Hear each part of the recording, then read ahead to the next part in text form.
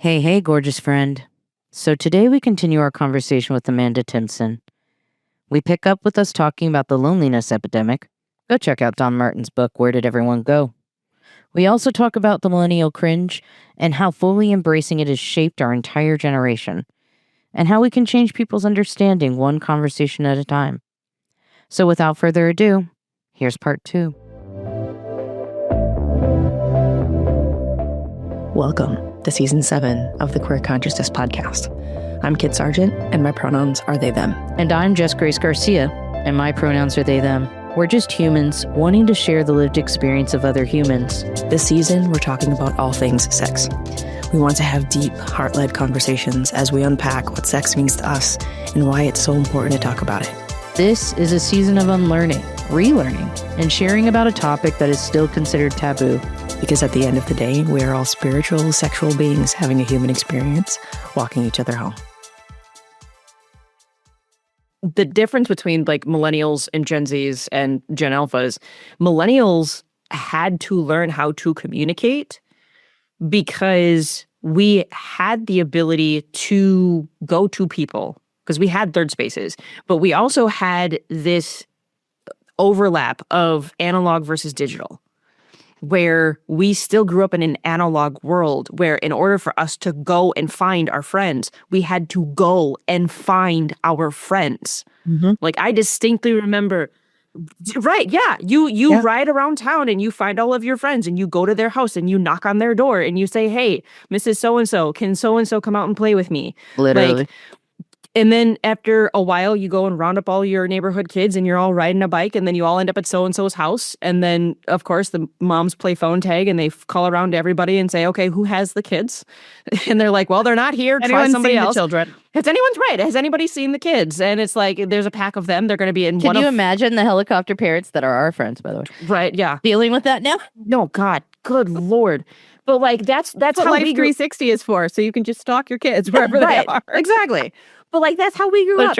And we took that into high school and then we took that into college, where even though we had cell phones, we all were in the cell phone pay-as-you-go era where you had to pay for every single text that you sent. So you got real good at code real fast, where it was like you were able to shorthand an entire conversation in 3 texts and 7 words. Mm-hmm. And everybody knew where to go and where to be. And then it was like, meet so-and-so house 7 p.m. And everybody just knew to go to that person's house, be there at 7, and then we'll make a game plan from there.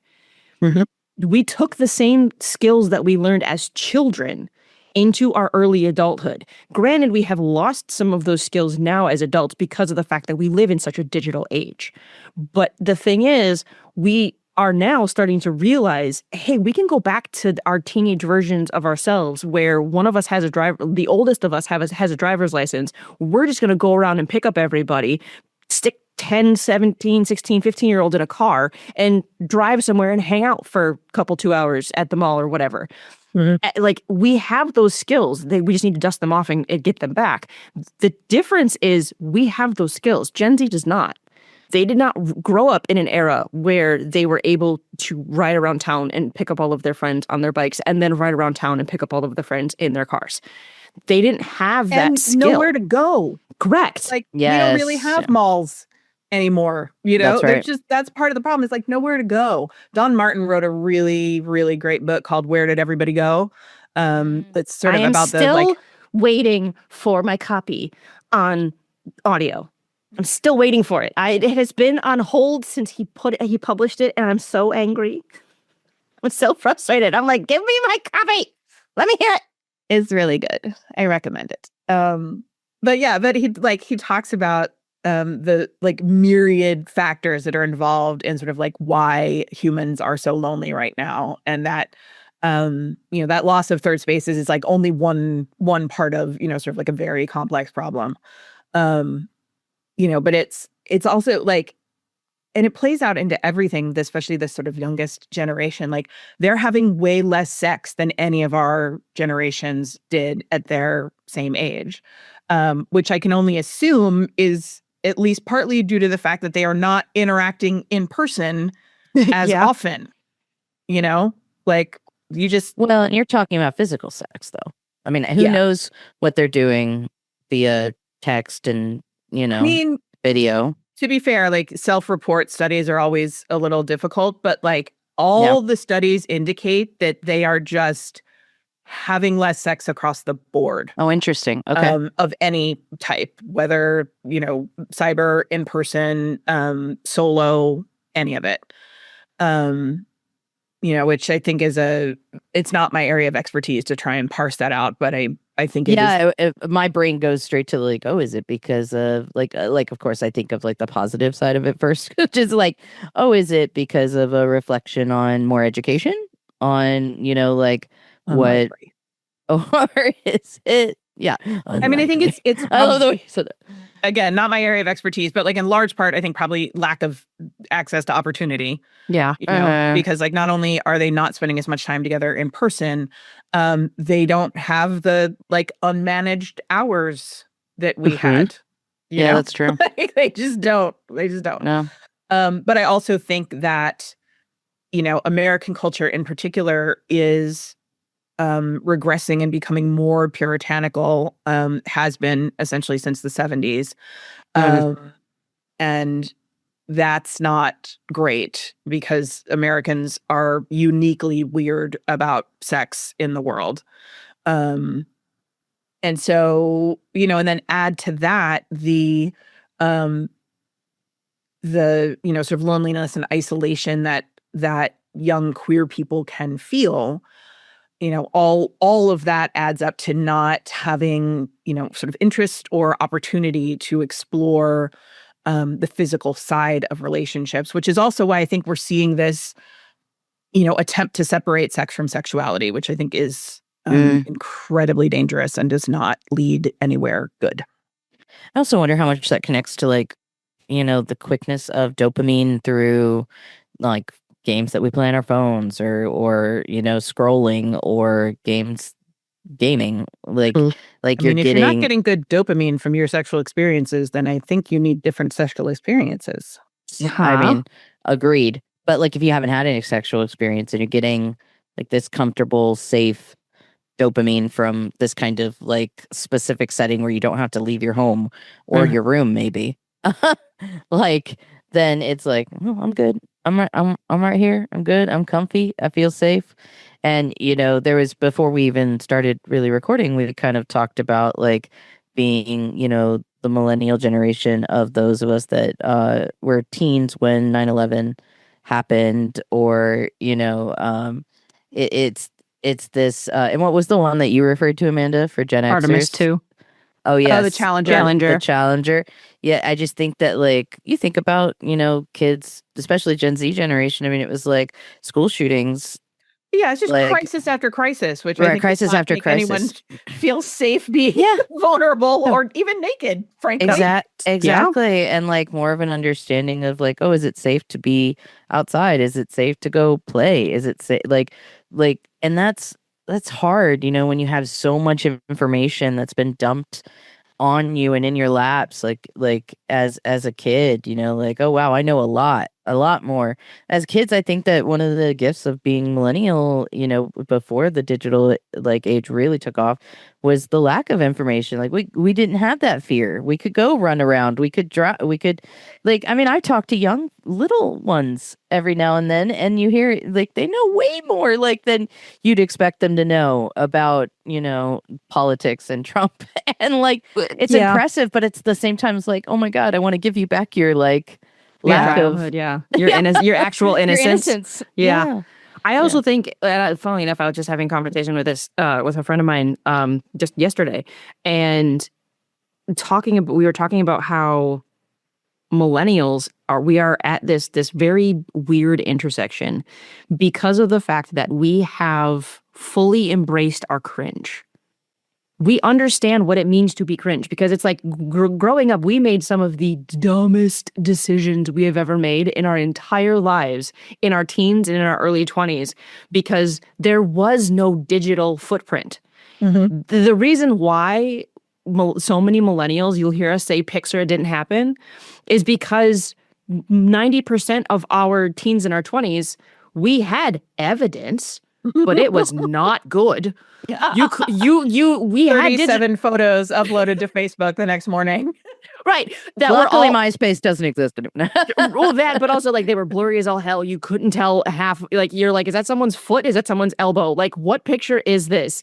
Or like the digital camera would like snap a picture as it was falling out of your hand because you're half drunk on the dance floor trying to get a picture because it only has the front facing camera, so you have no idea what is getting taken. Like you don't know. And yet now I have probably 40,000 photos I don't actually need. Like in my cloud. Exactly. And so that's the thing is like we embraced our cringe. We understood that we are going to look silly. We are going to make mistakes. We are going to do things that people look at you and go, okay, that was a choice, but I'm not going to say anything about it. I'm just going to give you a look and then move on with my life. Choices have been made. You made it, moving on. But the problem with so many Gen Z kids is they're like, I don't want to look stupid because what if it goes on the internet and it goes viral? And we're all sitting here going, we don't care. Fucking make us go viral. We don't give a shit. What are you going to do? Yeah. What are you going to do? Seriously, you're going to cancel me? 10 seconds from now, somebody else is going to get canceled and my one-time error is going to be viral for 10 seconds before something bigger happens. Louis C.K.'s headlining a Netflix special. So, are you serious? What? Yeah, they announced it last week. He's headlining Netflix is a joke, and it's at like the Hollywood Bowl. Yeah. Okay, there are certain people that should real. Be... I was like, there should be people that legitimately have been canceled that should stay canceled, but apparently don't. Exhibit. No, I mean, at least the backlash against the announcement has been pretty staunch. No, that's good. But good. Yeah, I mean, that's like, I understand that fear of having your childhood and adolescence, live on digitally forever. Like, it's one of the reasons that I really, really side-eye family bloggers and family vloggers, because like, that just, no part of that seems good. And so I understand that fear. And I don't know how to get past that. Like there are cameras everywhere now. People are always looking for content, looking for strangers to embarrass on the internet for clicks, so. Dude, I was picking my nose while driving the other day and I was like, if someone catches this. Did you hear what I said, Amanda? I said, if I was picking my nose while driving the other day, and I thought, oh my God, if someone catches this. I mean, here's the thing. I am 48 years old now. So I genuinely don't care because once I crossed 40 and my basket of fucks emptied, like I genuinely don't care. I was like, mine's almost there. Like I've only got like 3 or 4 left and they're hanging on by a friggin' thread. Yeah, I have lived a lot of years and I have been through a lot of things and I sort of genuinely don't care. But I would not be able to say that at 13 or 15 or even, 25, And so I don't know what the answer is. I don't know how to either, limit that risk or help young people get more settled in themselves faster, I just I don't know what the answer to that is. Hey, listeners of Queer Consciousness. Clearly, you have excellent taste, so we wanted to introduce ourselves. My name is Elise, they, them. I'm Carrie, she, they, and together we created our podcast Proudly on Record to give a platform to queer stories as an act of resistance. We would love to invite you to join our conversations with queer folks exploring the long-term effects of religious trauma, journeys of deconstruction, and the joy that comes from living life as your true, authentic self. Lately, we've spoken with conversion therapy survivors, explored the sapphic drag queen scene, asked ex-Mormons how they survived without caffeine, and interrogated mental health experts on why. Just why?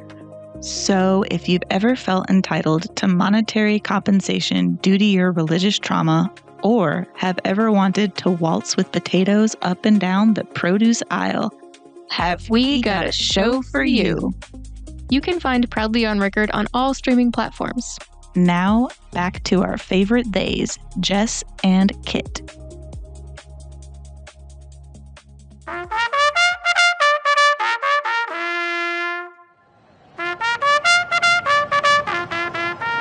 Welcome, ladybugs and jellybeans, reptiles and crocodiles, to patreon.com/queerconsciousness race today. We have a wonderful field of horses that are all set up and ready to go. And the rough. In the lead is the community tier. This tier is eating up the track as it goes, giving you things like access to Kit's blogs, as well as a Patreon-exclusive conversation. It helps the podcast pay for things like the podcast feed and the recording setup. But close behind it is the producer tier. This tier pays Jess for all of their hard work on making this podcast sound as great as it is, as well as the video editing for YouTube. As they make a way down their backstretch, if you sign up at this tier, you'll get a shout-out at the end of the episode. They are rounding the last turn and coming down the home stretch. Making a break for it is the patron tier. They are closing the gap. This tier is the one that will help the podcast be able to give back to the queer community. And it is a three-way tie as they dive across the finish line. Thank you, ladybugs and jellybeans, reptiles and crocodiles, for coming to patreon.com/queerconsciousness race today. We hope you enjoy, and good luck to all the competitors. What I think is we need to start being more vulnerable in facing our shame. Interesting. Because a lot of times the reason why we get, and this is to your point earlier, Jess, of talking about the fear of the fear of the thing that you don't want to confront, and being afraid of something that you're like, I don't know. When you face that uncertainty, there is or I shouldn't say that. If you don't face that uncertainty, there's a shame that comes with it because you're like, I don't know if I like this. But when you face that shame and you actually name it, you're like, I am ashamed of XYZ. I am ashamed of this attitude, this behavior, whatever this is. When you name it, it takes away the power that shame has.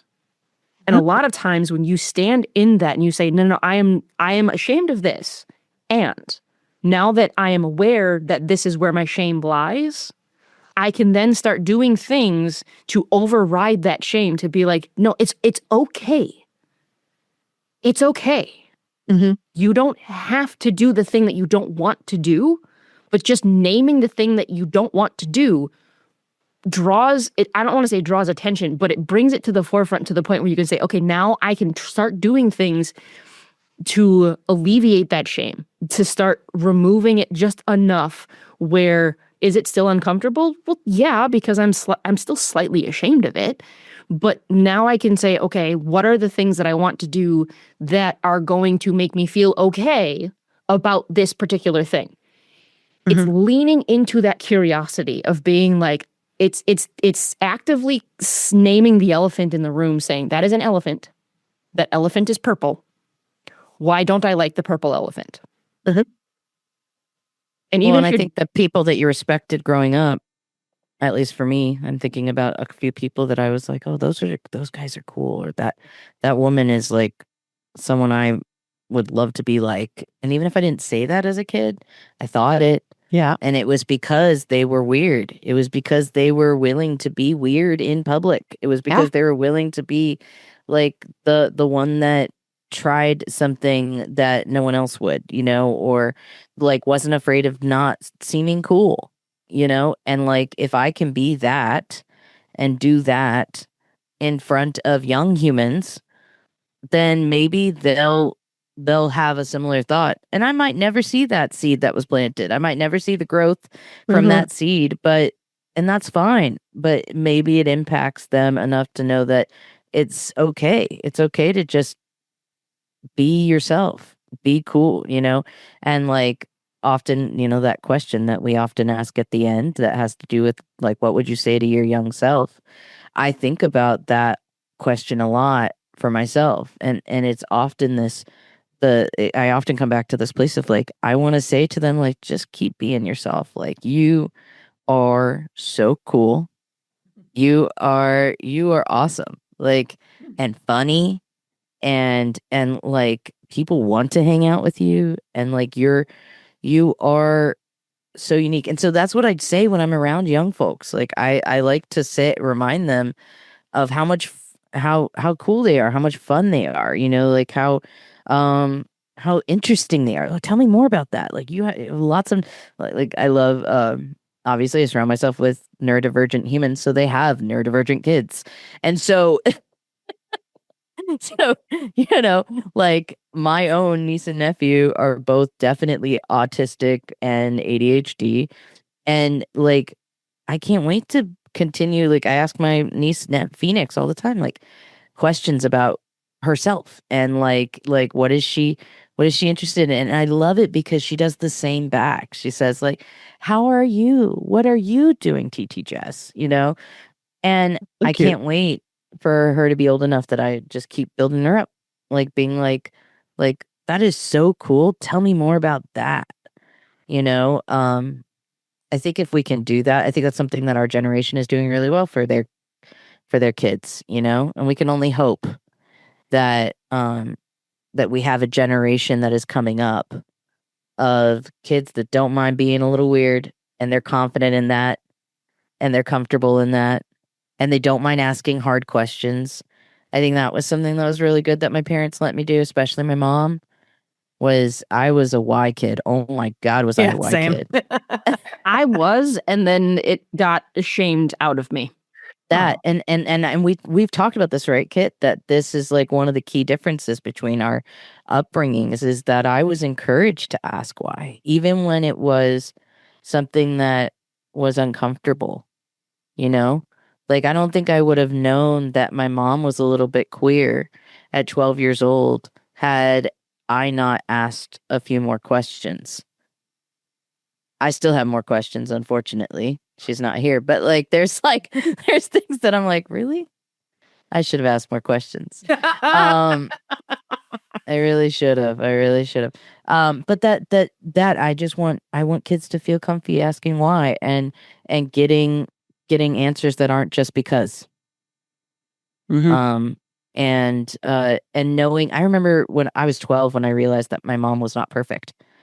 Mm-hmm. And I always thought she was perfect. Mm-hmm. And I mean, like, there are a lot of ways that my mom was awesome, but there was also like this real understanding that my mom fucked up when I was 12. And I remember just being like, oh, parents aren't perfect.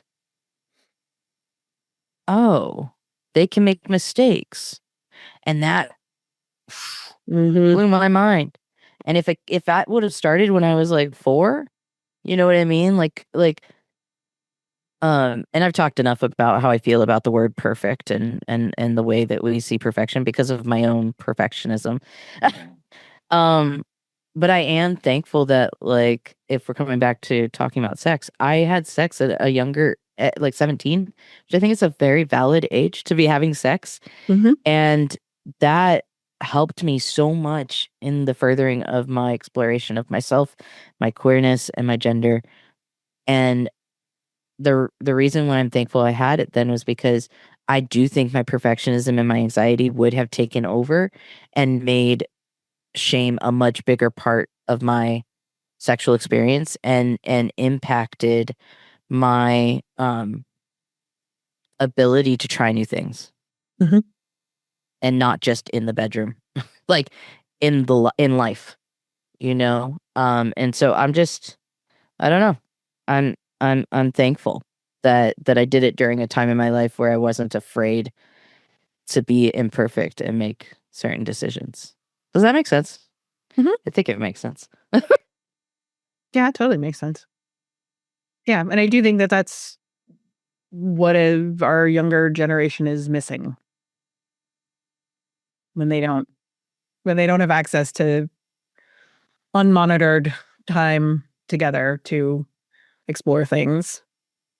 Hopefully in combination with robust sex ed, but Yeah. That's helpful. Explore things safely. Yes, absolutely. For sure. I have been proud of some of my friends who have teens who've said like they let their kids have sex in their house, and like same with my friends. And honestly, like I didn't take them up on it because I didn't have friends really growing up, much less like romantic interests. But that was always the rule at my parents' house, was that they would like rather I be doing something under their roof than out wild in the world. So, which I appreciated. Yeah. Even if I didn't take them up on it. I hope we get more parents like that. Yeah, I mean, because it's, I don't know, man. I don't have children, so I cannot speak to the experience of like parenting a child. I spend a lot of time working with like teenagers and stuff, like volunteering, and certainly have lots of friends who have children, but I myself am not a parent, so I'd like. Well, and a child that suddenly becomes a sexual human, it's like that's a hard transition for any parent. Yeah, 100%. But so I was going to say, like, I recognize that I'm speaking in a lot of ways from a place of ignorance. But it has always mystified me, just because I was a teenager myself, to watch parents try to constrain that behavior. Yes. Because I'm like, do you not remember what you were like when you were 16? Because I remember what I was like when I was 16. And that's the thing. And I'm sure part of it has to do with like watching this child that you have raised turn from, like a small dependent creature to like an independent adult making adult choices. But it's the same as I don't really understand. Like, I discovered recently, because I have a friend who's profoundly deaf, that there are a lot of hearing parents of deaf children who don't learn sign language. Yes.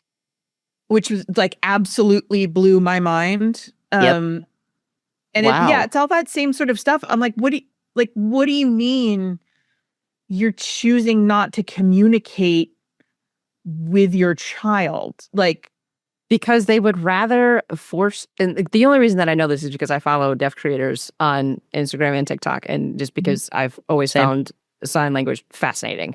And they will share their personal experience. Like, some of them got cochlear implants when they were kids. Some of them waited until they were in their teens before they got one. And then they do have some, like they even said, some of their parents would just force them to learn how to speak and then send them to a school for the deaf, or just not learn how to communicate with their own kid. And I'm like, that, to me, the only thing that I can equate to that is when parents disown their queer kids.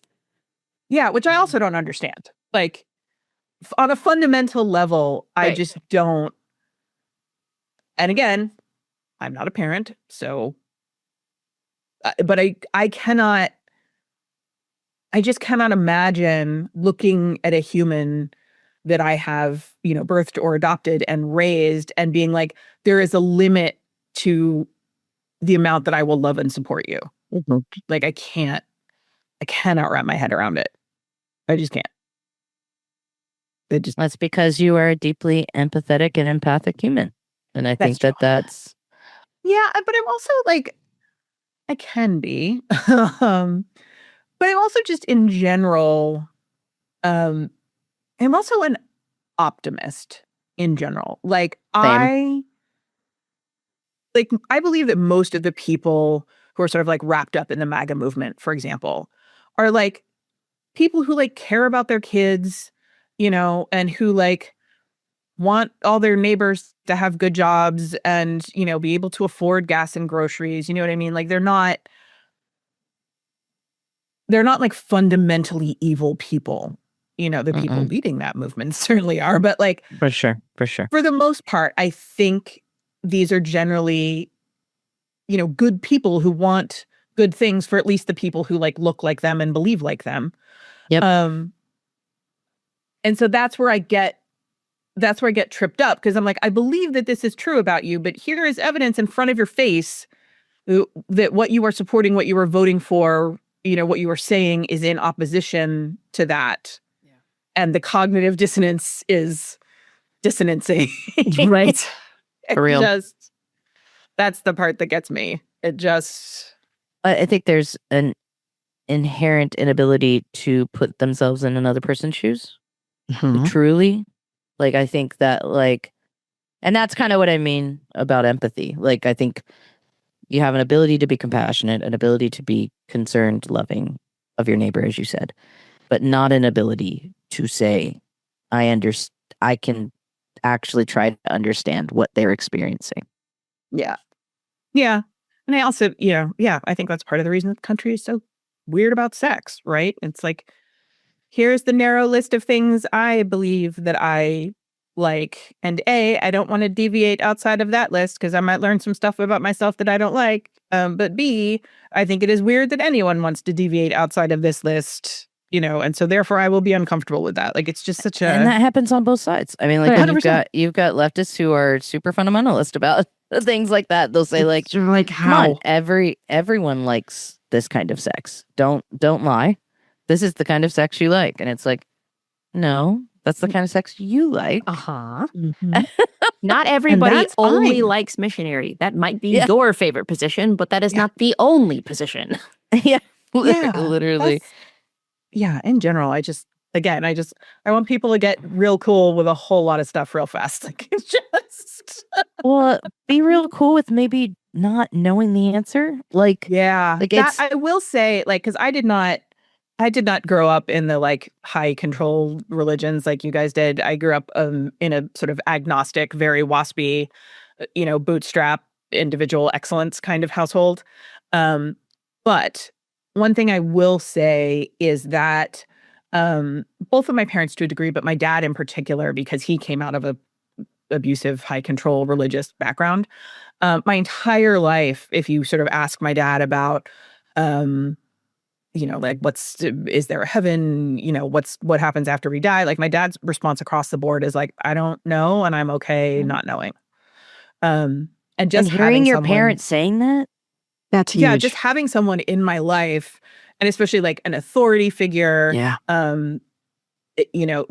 Being willing to say about, some of the biggest questions that humans grapple with, I don't know, and I'm cool in the not knowing. I'll find out when it happens. So it's like a really, I think I only understand now as an adult, like, what a profound impact that had. Yes. Because, and it's certainly like, my dad is certainly a person who like can take comfort from the Bible, especially the Psalms, but like that is completely divorced from his understanding or lack of understanding about like the great spiritual structure of the universe and like where we fall into it, which is just a sort of a fascinating duality. Well, I love that you're the one that got Christian before I got Christian, but I was just going to say that I think in a Christian lens, God is more complemented by that sort of thinking. And I don't mean that in the sense of like God as a person is complement. I mean that like the idea of who God is and how big God is complemented by the idea that you don't know because you can't comprehend all of it. And it's okay and it's good and it's you're not meant to be the one that has to comprehend all of it or wants, like you can ask questions and there will be answers.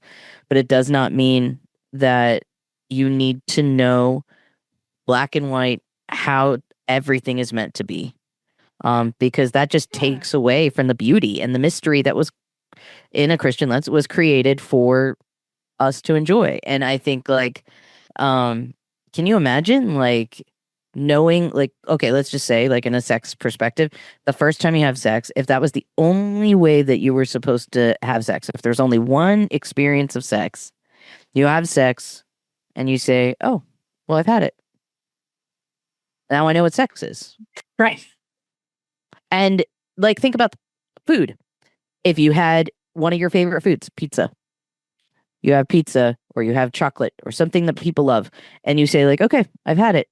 No, someone else could make pizza a very different way that would blow your mind. Someone else could make American chocolate is so much different than Belgian chocolate. It's so much different than this. You can experience all kinds of things differently because of the diversity of people's knowledge of it. And that is amazing. That is amazing. And that's why friends are amazing because they have different experiences. And if we hang out a week later, it's not going to be the same experience we had the week before. And we get to learn and grow from them. And I just like, I don't know, that's the optimism of me. Like, that's the way that I think about people and experiences is I'm like, there's always the potential to have the best sex of my life. Like, and like, there's always the potential to have amazing conversation connection. has made me realize that. So my because I didn't grow up in a high control, sort of Christian situation, my view of religion and spirituality is sort of like a universal switchboard, and they're all going to the same place, right? Like whoever you're praying to, it's all just a switchboard for the same thing. But it I'm on occurs the to me same that page that's with you. that's my view of a lot of things, I sort of feel that way about sex too, that it's a unique experience with every partner, but it all is sort of under the umbrella of this, sort of connecting, sometimes spiritual experience. There's just a lot of universal switchboard in my life, apparently. I like the idea of think of it as a switchboard. It's always made the most sense to me, especially because, because I didn't grow up going to church or Sunday school or whatever. When I got to be that age where you start to read literature in school that has references to the Bible, so 8th grade-ish, I missed every single one because I'd never read the Bible, I didn't know anything about it. And my parents literally just handed me the family Bible and was like, "Here you go." So I read it. And that just made me curious about sort of what other people believe. And so it's been sort of a lifelong some passion, curiosity about what people believe, why they believe it, how they came to it. But it's always made the most sense to me, especially when you think about polytheistic religions, that oh, sure, of course, you don't need to stop the spinning of the universe if you're trying to find your lost keys, right? You can just ask for the help of this, sort of lower level operator who will help you find your keys, right? You don't have to go all the way to the biggest boss for the little stuff, you know what I mean? So it's always just kind of made sense to me, that it was just different operators, different translations, different languages, but all going to the same place.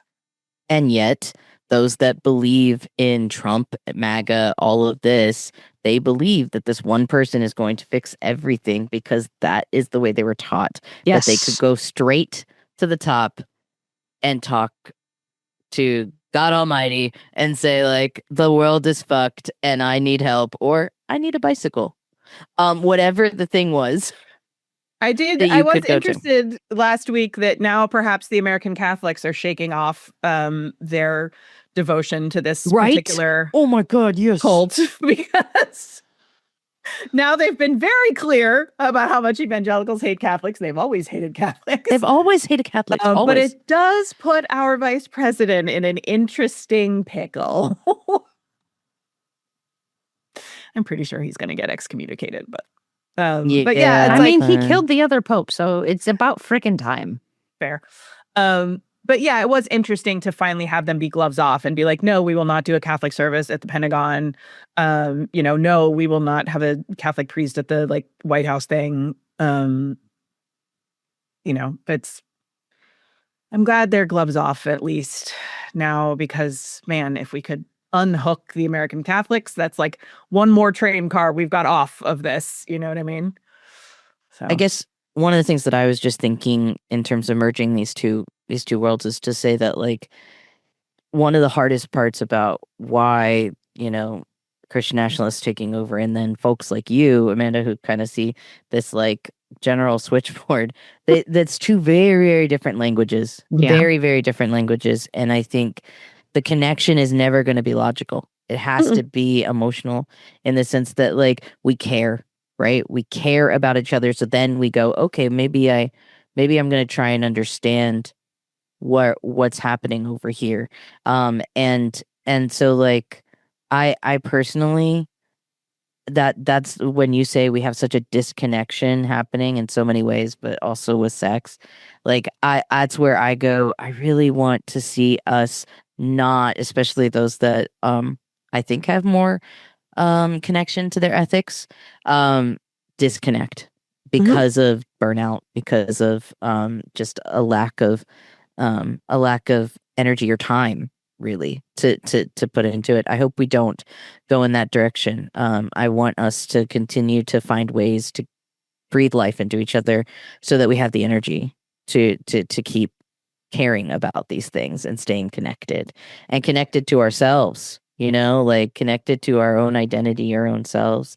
I just think about the generational wealth that we have lost as queer folks in losing a generation, but also the things that we're kind of saying, no, we're taking this back, like because of historians like you, because of the willingness to say, nope, I'm not going to just research this level. I'm going to dig. I'm going to keep digging.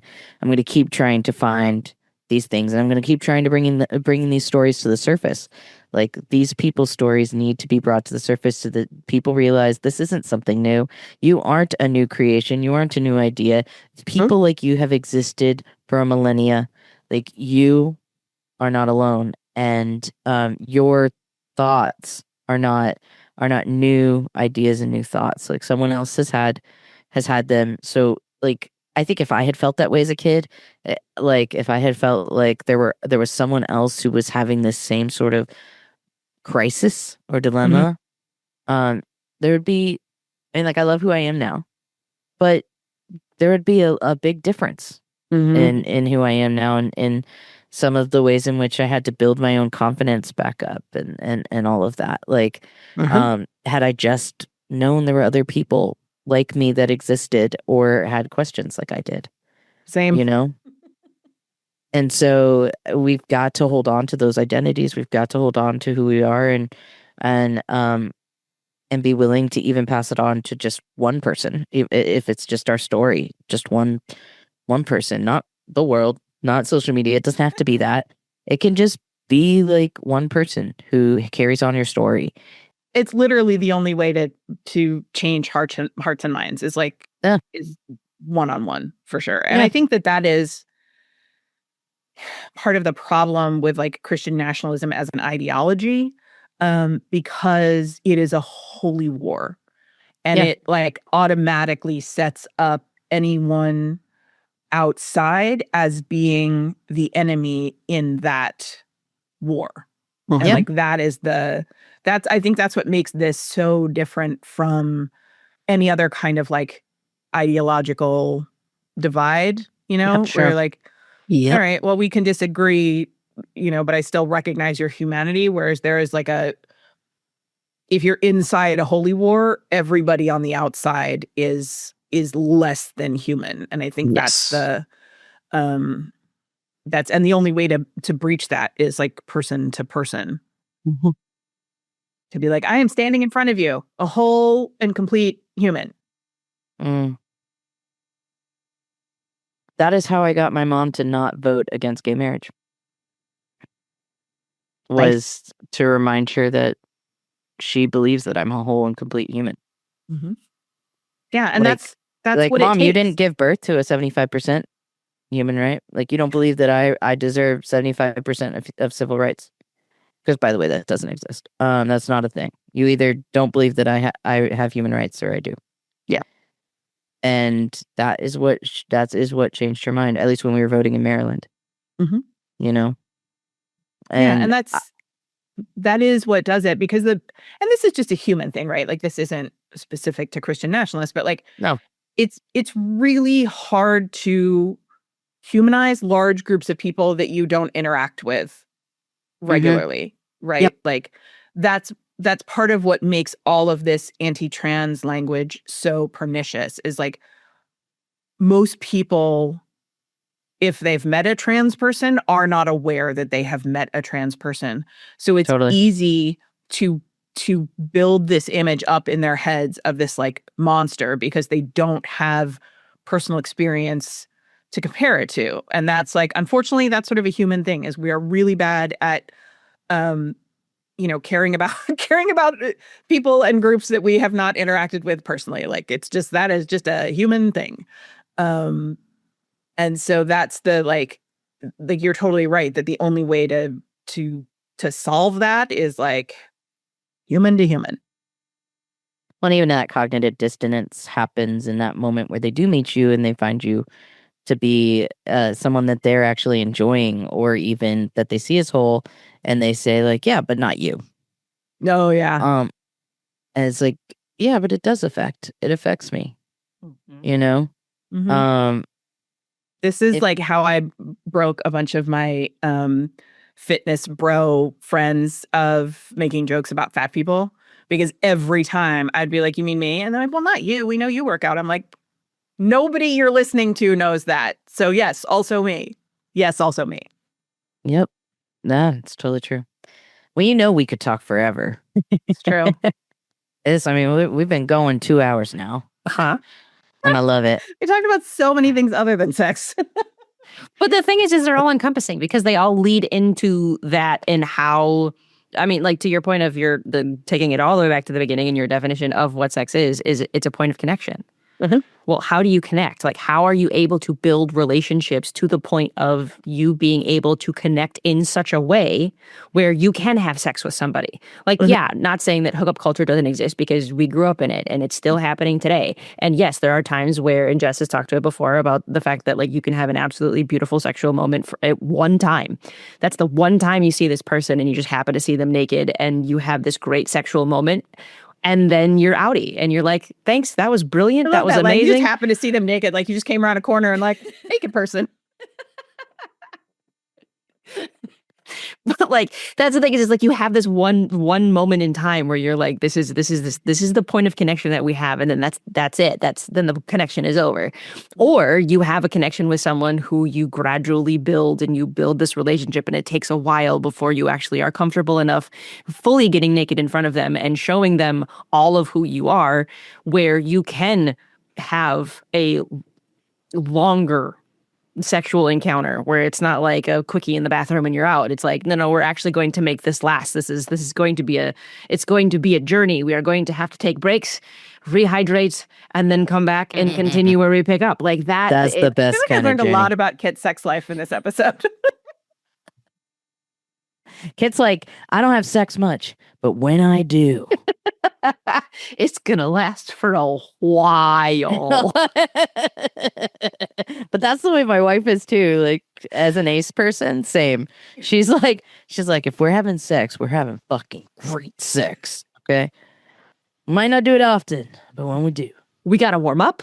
We gotta stretch. We gotta hydrate. We gotta make sure that we have everything the way it is. And then we need to have snacks. We're going to have breaks. Like it's going to be it is going to be a time. It is going to be an endeavor. It's going to be great. And then we won't see each other for 6 months. Yep. No, I couldn't do that once every 6 months thing. And that is why you're not ace, Amanda. That is true. That is true. Same. But yeah, no, I've loved how different conversations have been with humans and like our interviews with folks about sex because we touch on so much.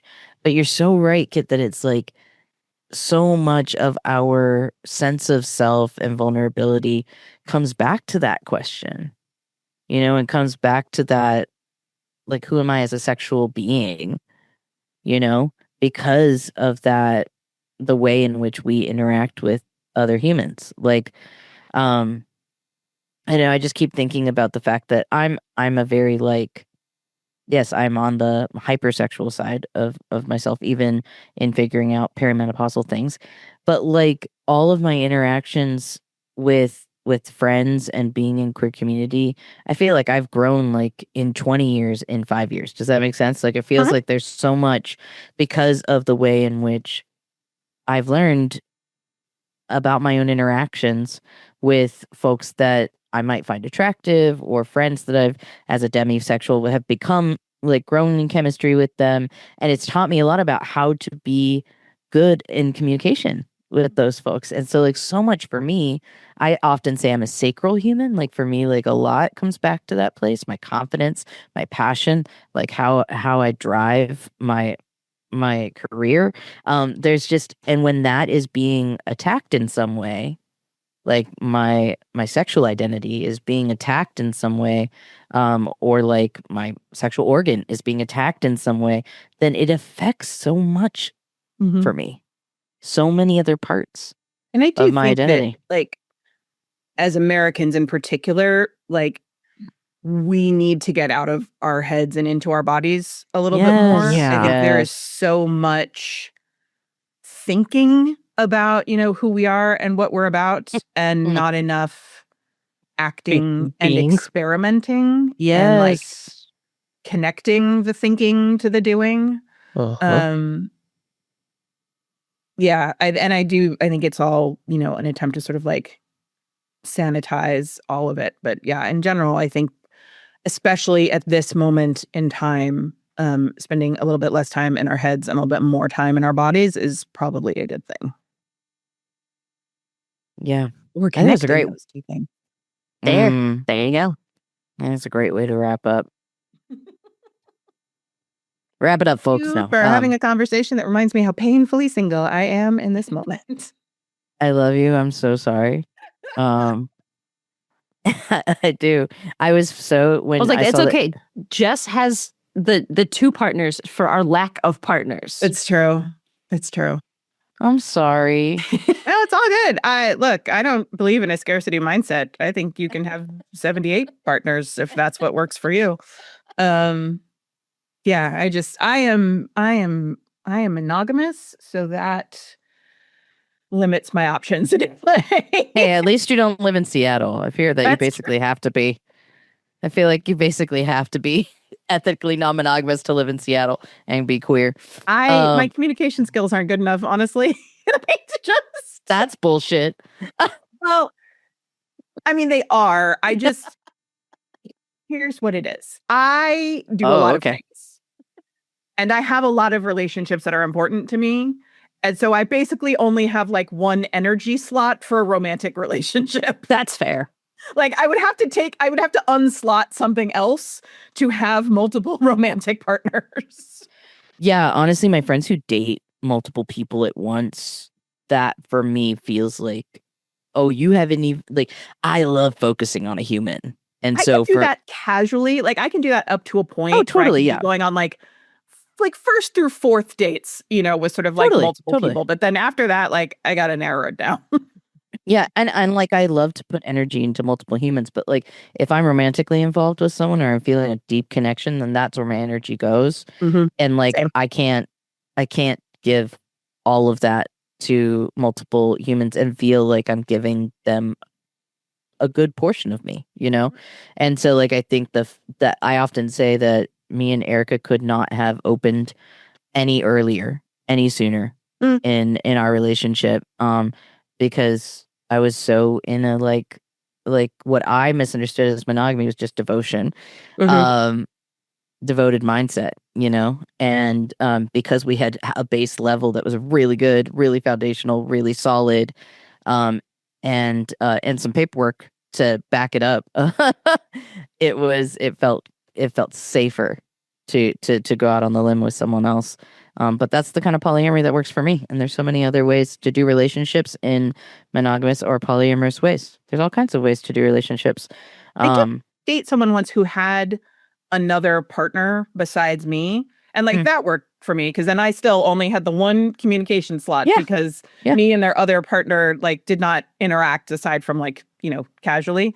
And I think that works for a lot of folks. Yeah, I think that works for a lot of folks when they know they're like, what, I don't have a desire to expand and you're giving me enough of what I need right now.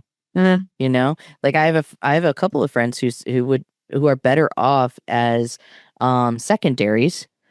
They feel like they have their independence stays their independence. They own their home or whatever. They like they don't need to change their life for a partner because their partner has already done that.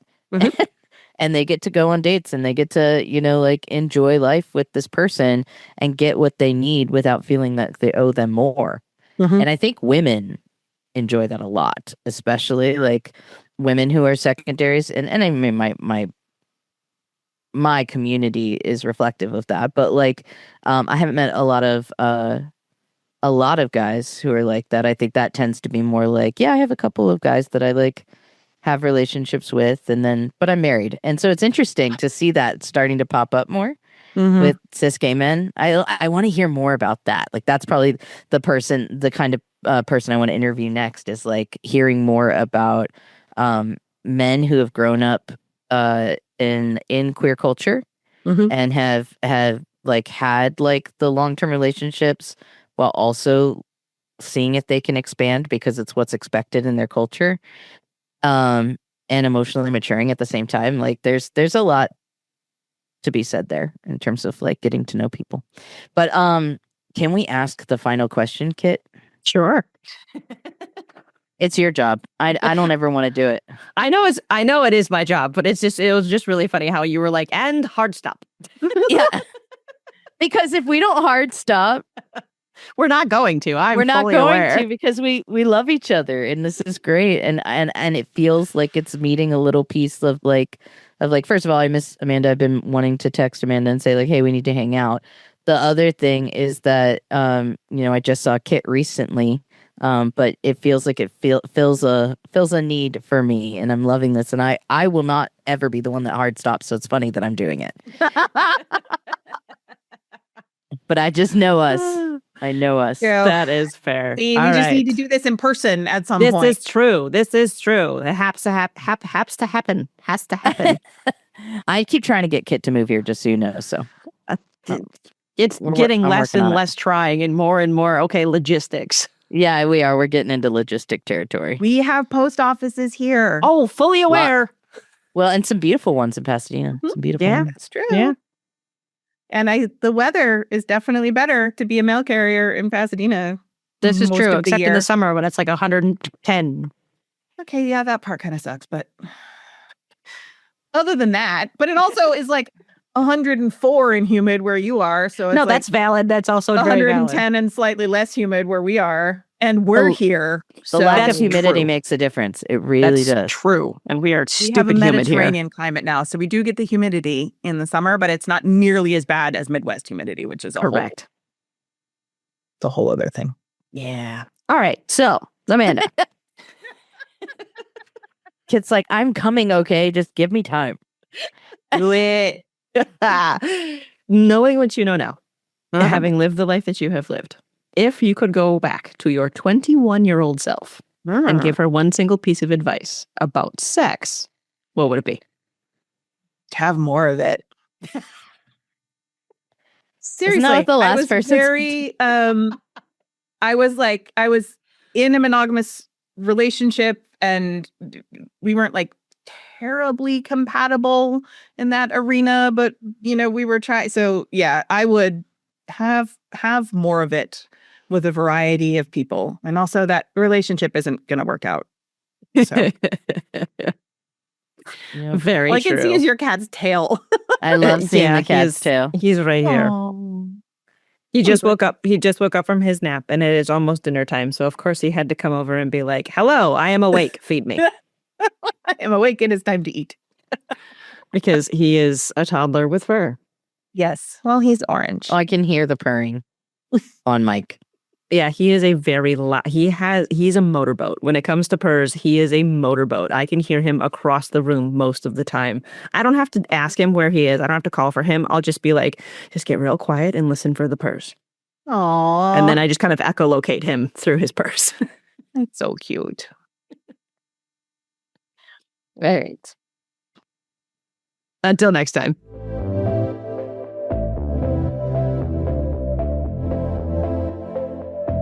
This podcast is hosted by me, Kit Sargent, co-hosted and produced by Jess Grace Garcia of Springwood Productions, and the theme music is by Brian Smith of Holy Holy Music Productions. If you could do us a huge favor and please like, follow, comment, share, do all of the things on all of the socials. You could follow the podcast on Instagram @_queer.consciousness for all the latest episodes as well as any other exciting news. When you're listening on Spotify, please leave a 5-star rating and use the comment box for anything you'd like us to talk about. When you're listening to Apple Podcasts, please leave a comment and a 5-star rating. If you'd like to be on the podcast, send a message to queerconsciousnesspod@gmail.com. If you'd like to support the podcast, check out our Patreon at patreon.com/queerconsciousnesspodcast. We are trying to grow as organically as possible, and this helps other like-minded people who want to empower and encourage others on their journey. So until next time, remember to stand in your truth and know that you are worthy, just as you are.